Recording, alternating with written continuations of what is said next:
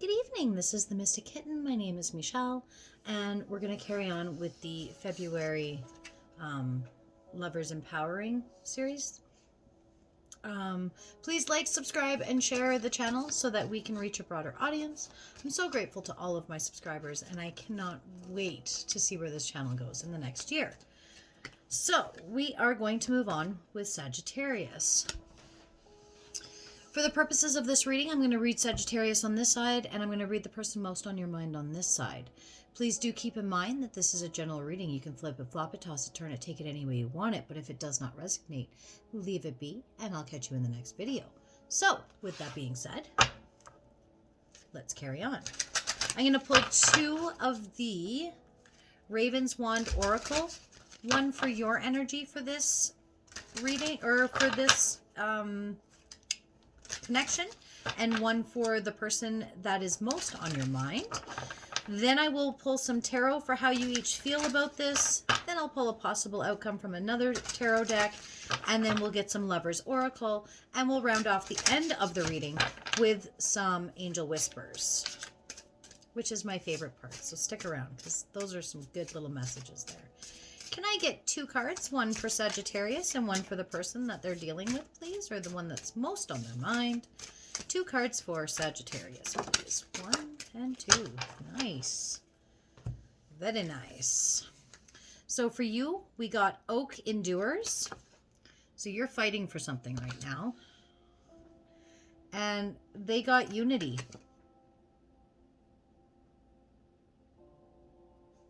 And I think, like, I don't know if you can really see because there's like this ridiculous glare, but everything kind of grows out of the oak, right? Everything kind of grows from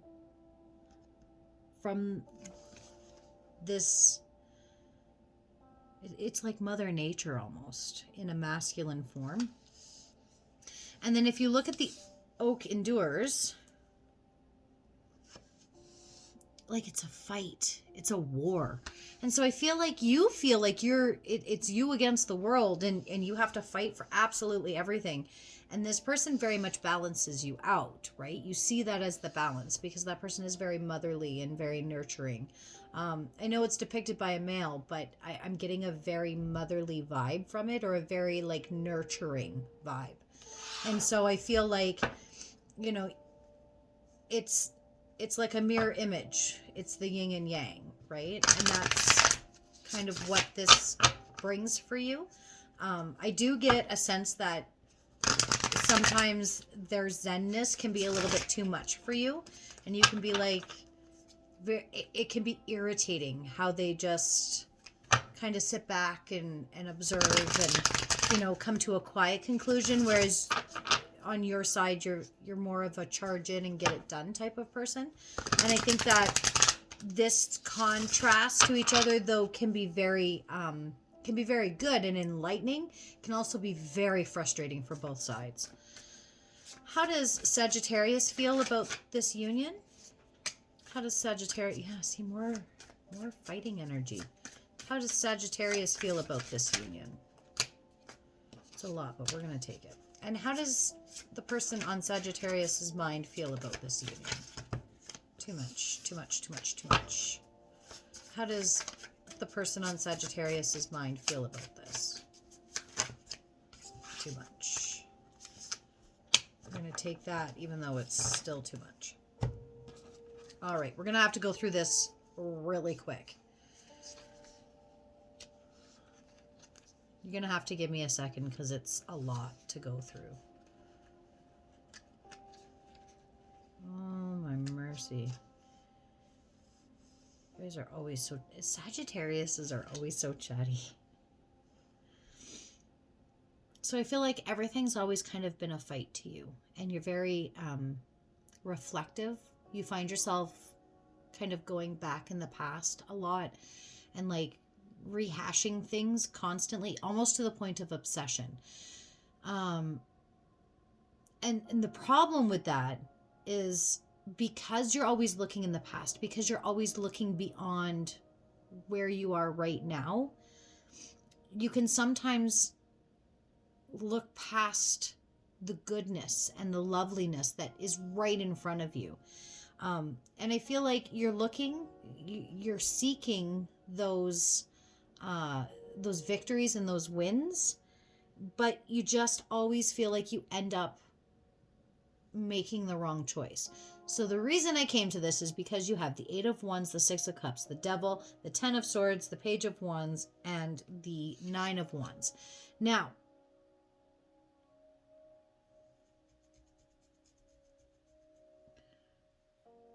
if you could just let the past go or come to terms with it, you don't have to let it go. But I feel like this obsession with the past is what's really got you in this constant need to fight. Because letting go of that past or dealing with that past, I think that that's a better way to say it. It's not so much letting it go, it's dealing with that past. That is what's going to set you free. That's where your yin lies. Okay? They pulled the 7 of Pentacles, the Page of Swords, the 7 of Swords, the 5 of Cups, and the World. They have been working very hard to nurture this and help it to grow. They've brought new ideas to the table. But with the 7 of Swords, the 5 of Cups, I feel like they're drained. They're really over it. And I think they're looking for their world. They're looking for their new cycle. I feel like they're done playing this game, this constant fight game with you. What's the first rule of Fight Club? We don't talk about Fight Club. That's what I'm getting, right? Like it's just, it's a fight. And they have to, I don't know, I get a very tired feeling from them. They're tired, they're drained. They're very exhausted. You exhaust them.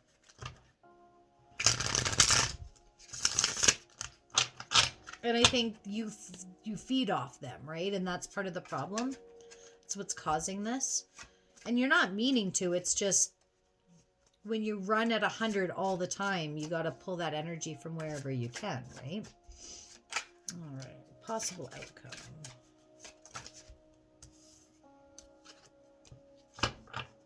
Okay, possible outcome. Well, it's a good possible outcome, that's for sure. The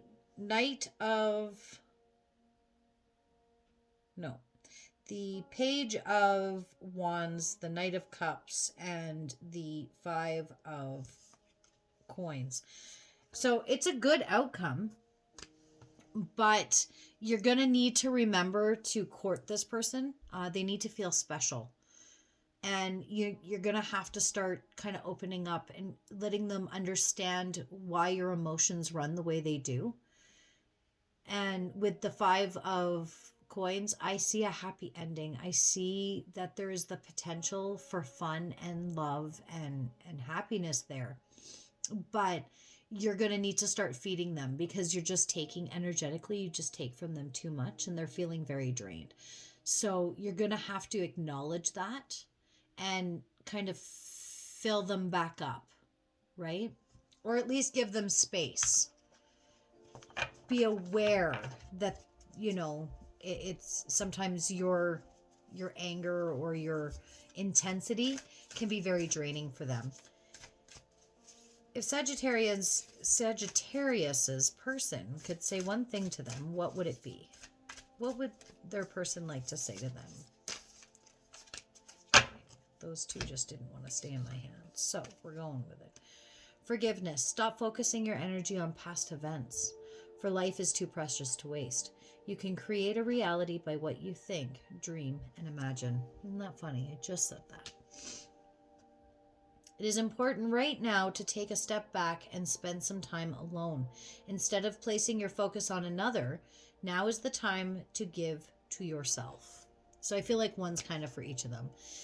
I think this person is trying to explain to you that that's what they're doing right now. It's not that they're pushing you away. It's just they're pulling themselves closer. And I think that it's telling you that you really need to deal with that past bullshit. You need to open that box and really sort that shit out. It's time.